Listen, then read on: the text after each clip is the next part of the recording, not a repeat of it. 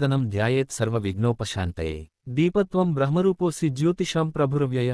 సౌభాగ్యం దేహి పుత్రాంశ్చ సర్వాన్ కామాంశ్చ దేహి మే దీపము వెలిగించి దీపపు కుందెకు గంధము కుంకుమ బొట్లు పెట్టవలెను శ్లో అగమార్ధం తు దేవానాం గమనార్ధం తు రక్షసాం కురుఘంటారవం తత్ర దేవతాహ్వాన లాంఛనం గంటను మ్రోగించవలెను ఆచమనం ఓం కేశవాయ స్వాహ ఓం నారాయణాయ స్వాహ